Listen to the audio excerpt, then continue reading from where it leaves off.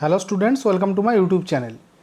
Class 10-এর সমস্ত ছাত্রছাত্রী যারা নিয়মিত আমার ক্লাস ফলো করো তারা জানো যে আমি তোমাদের এই মুহূর্তে সম্পাদ্য নিয়ে আলোচনা শুরু করেছিলাম। এর আগের ক্লাসে আমি ত্রিভুজের অন্তর্বৃত্ত অঙ্কন করা তোমাদের দেখিয়েছিলাম। আজকের ক্লাসেও আমি ত্রিভুজের অন্তর্বৃত্ত অঙ্কন করব।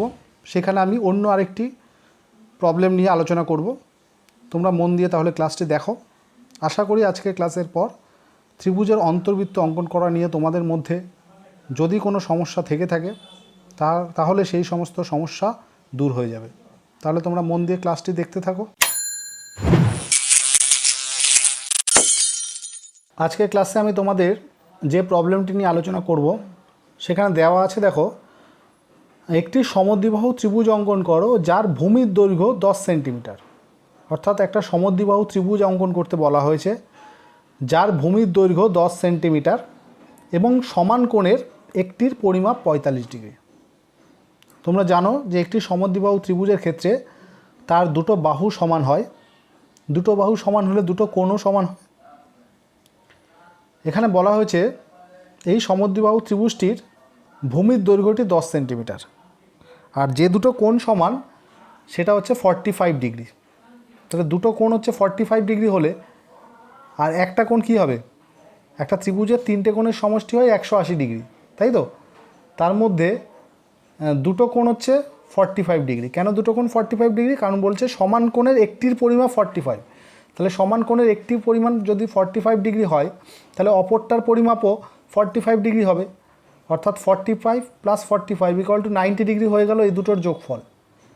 তাহলে এই দুটোর যোগফল যদি 90 ডিগ্রি হয়, অপর একটি কোণ যেটা পড়ে থাকলো সেটাও কিন্তু 90 ডিগ্রি হবে। ঠিক আছে, এটা নিজেকে বুঝে নিতে হবে। তাহলে আমি এখানে যে ত্রিভুজটি অঙ্কন করব সেই ত্রিভুজের একটা কোণ কিন্তু 90 ডিগ্রি হচ্ছে, কি তাই তো? বেশ, তাহলে দেখো এখানে আমি ভূমিতে যে কোনো একটি মাপ কেটে নিলাম স্কেলের সাহায্যে। এইবার যে ত্রিভুজটা অঙ্কন করতে বলা হয়েছে তার ভূমির মাপ হচ্ছে 10 সেন্টিমিটার। এই দেখো এখান থেকে 10 সেন্টিমিটার মাপটা আমি নিয়ে নিলাম, যেটা আমি এই ত্রিভুজটির ভূমিতে অঙ্কন করব। এই হচ্ছে 10 সেন্টিমিটার মাপটা এখান থেকে কেটে নিলাম। তাহলে এটা হচ্ছে 10 সেন্টিমিটার। এইবার এই বিন্দুতে আমি একটি 90 ডিগ্রি কোণ অঙ্কন করি, কারণ যে ত্রিভুজটার কথা বলা হচ্ছে দেখা যাচ্ছে সেই ত্রিভুজের একটি কোণ কিন্তু 90 ডিগ্রি হবে। তাই আমি এখানে একটি 90 ডিগ্রি কোণ অঙ্কন করছি। 90 ডিগ্রি কোণ অঙ্কন করবার নিয়মটা তোমরা একবার দেখে নাও যদি তোমরা ভুলে গিয়ে থাকো। আর যাদের মনে আছে তাদের তো কোনো সমস্যা হওয়ার কথা নয়।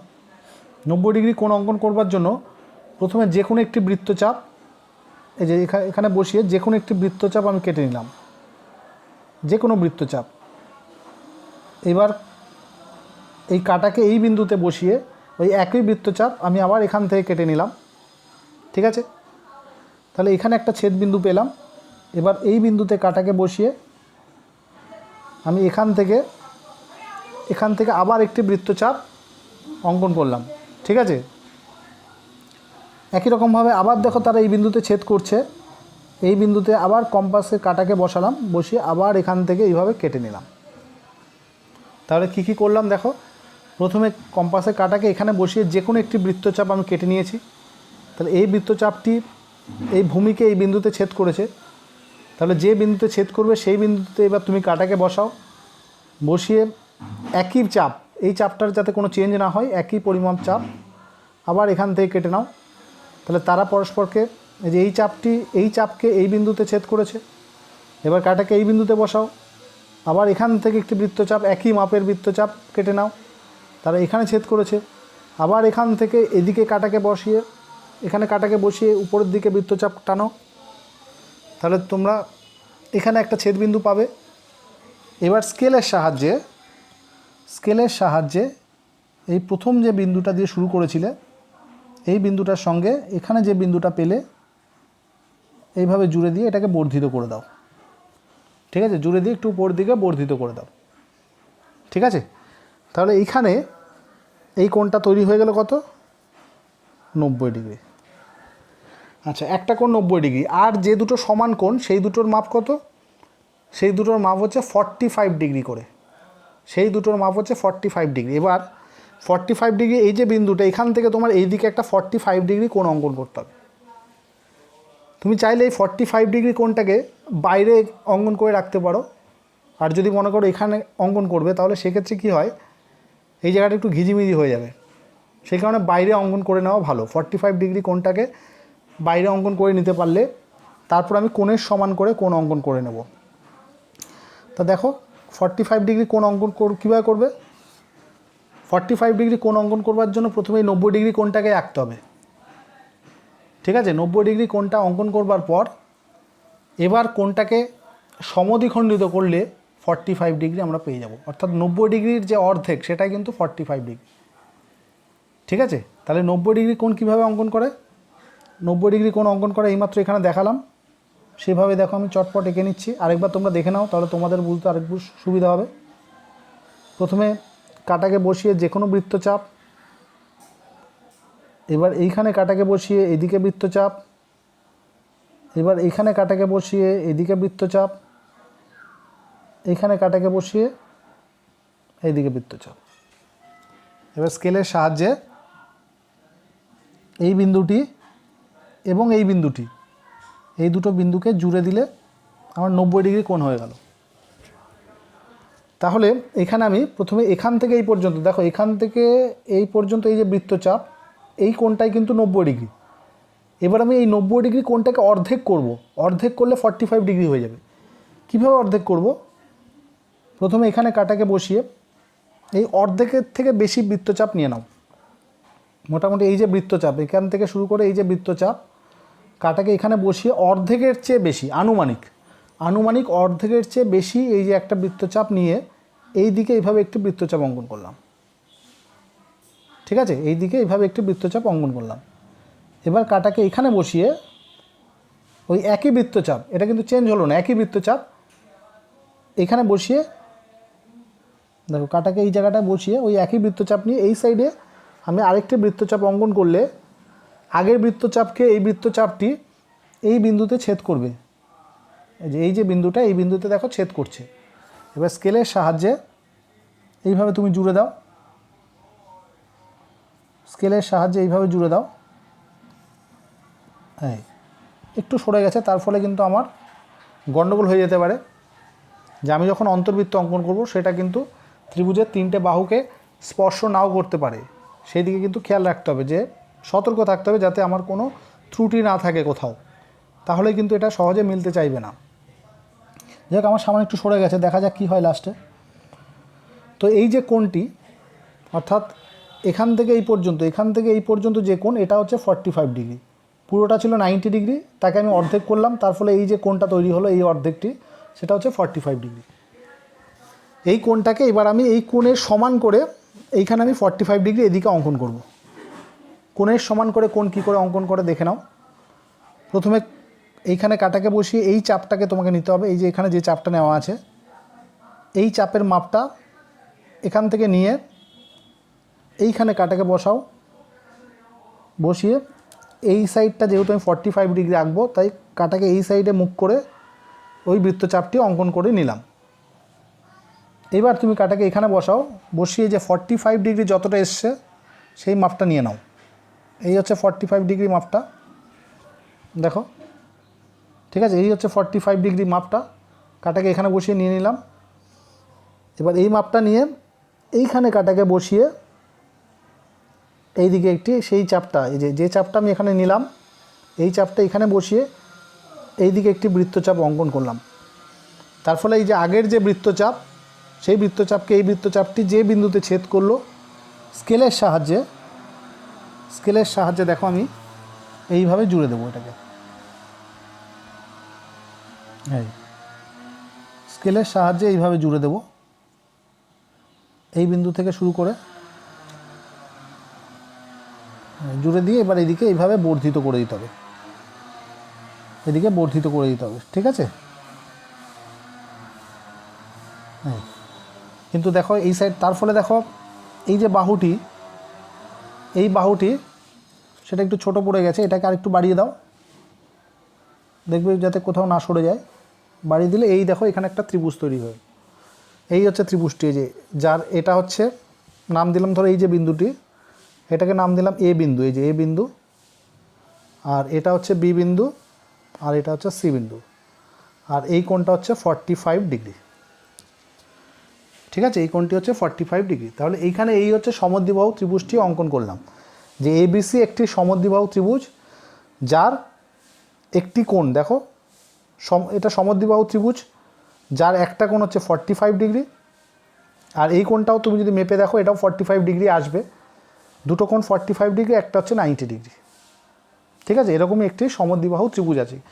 এই ত্রিভুজটাকে আমরা সমকোণী ত্রিভুজও বলতে পারি, কারণ যেহেতু এর একটা কোণ 90 ডিগ্রি এসছে, তো আমাকে তো সমদ্বিবাহু বলেছে ত্রিভুজ আঁকতে, তা আমি এটাকে সমদ্বিবাহু ত্রিভুজ হিসাবেই চিনব। ঠিক আছে, আচ্ছা এইবার এই ত্রিভুজটির অন্তর্বৃত্ত অঙ্কন করতে হবে। তা ত্রিভুজের অন্তর্বৃত্ত অঙ্কন করবার জন্য যেটা করতে হয় সেটা হচ্ছে ত্রিভুজের যে কোনো দুটো কোণকে সমদ্বিখণ্ডিত করতে হবে। তো সবার প্রথমে আমি বি কোণটাকে সমদ্বিখণ্ডিত করছি।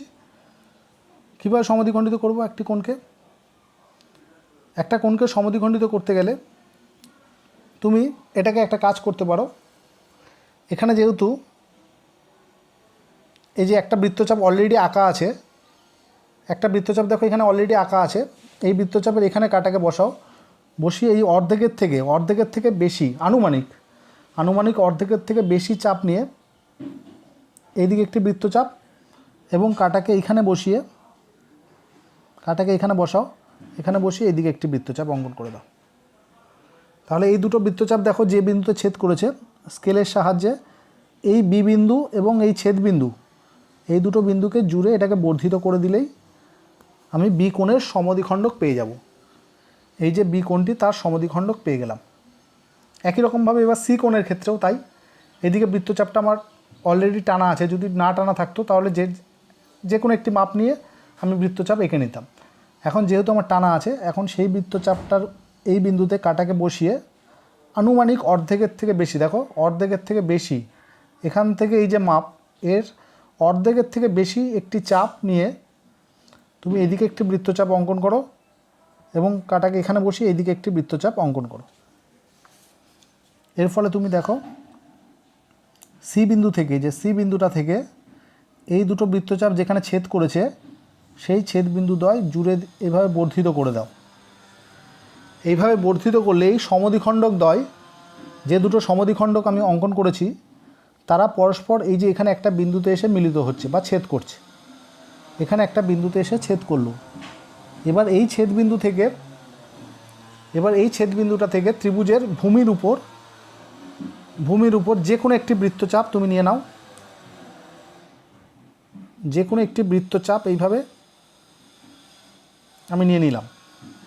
আমি এই ছেদ বিন্দু থেকে ত্রিভুজের বিসির উপর লম্ব অঙ্কন করব। ঠিক আছে, এই বিন্দুটা থেকে বিসি বাহুর উপর লম্ব অঙ্কন করব। তার জন্য আমি কি করলাম, যে এইখানে কাটাকে বসিয়ে যে কোনো একটি বৃত্তচাপ ত্রিভুজের ভূমির উপরে কেটে নিলাম। ঠিক আছে, কেটে নেবার পর দেখো, এই বৃত্তচাপ দুটো ভূমিকে দেখো দুটো বিন্দুতে ছেদ করেছে। একটা বিন্দু হচ্ছে এখানে, তাহলে এই বিন্দু থেকে ওই সেম একই পরিমাণ চাপ আমি নিচের দিক থেকে এইভাবে কেটে নিলাম। ঠিক আছে, আবার একই রকমভাবে আরেকটা যে বিন্দুতে ছেদ করেছে, মানে এই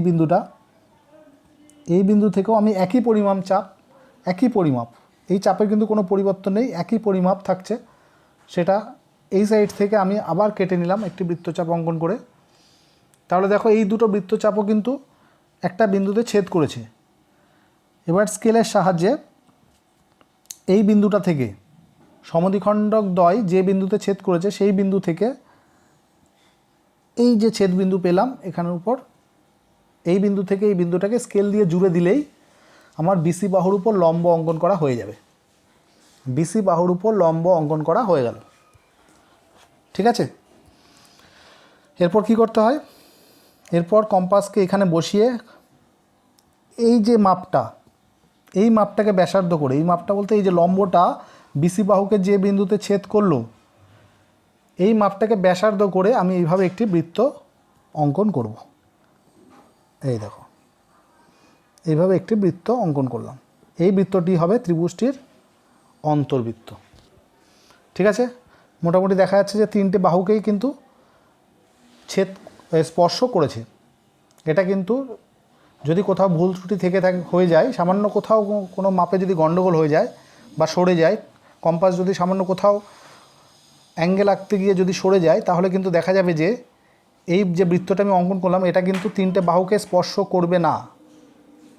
ঠিক আছে, তিনটে বাহুকে যদি স্পর্শ না করে তাহলে কিন্তু সামান্য ভুল থেকে গেল, ঠিক আছে, তখন কিন্তু তুমি পুরো নম্বর পাবে না। তোমায় খেয়াল রাখতে হবে যাতে এই যে বৃত্তটা এটা ত্রিভুজের তিনটে বাহুকেই যাতে স্পর্শ করে, এটা মাথায় রাখতে হবে। ঠিক আছে, তবেই কিন্তু তুমি পুরোপুরি নম্বর পাবে, তা না হলে কিন্তু নম্বর কেটে নেবে। এবং লাস্টে তুমি লিখে দেবে যে এখানে ত্রিভুজ এবিসি এর অন্তর্বৃত্ত অঙ্কন করা হলো, অন্তর্বৃত্ত অঙ্কন করা হলো। তাহলে আগের দিনের যে ক্লাসটা করালাম এবং আজকের যে ক্লাসটা করালাম, এই দুটো ক্লাসে আমি দুদিনই ত্রিভুজের অন্তর্বৃত্ত অঙ্কন করে তোমাদের দেখিয়েছি। এই দুটো ক্লাস তোমরা ভালোভাবে লক্ষ্য করলেই বুঝতে পারবে কিভাবে একটা ত্রিভুজের অন্তর্বৃত্ত অঙ্কন করা যায়। তারপর তোমরা বাড়িতে নিজেরা বেশ কিছু প্রবলেম বাড়িতে নিজের মতো করে চেষ্টা করবে। আশা করি 2-4টে করতে করতে সমস্ত সমস্যা দূর হয়ে যাবে। তাহলে এইভাবে তোমরা বাড়িতে প্র্যাকটিস করতে থাকো। আজকের ক্লাস তাহলে আমি এখানেই শেষ করলাম। দেখা হচ্ছে পরের ক্লাসে।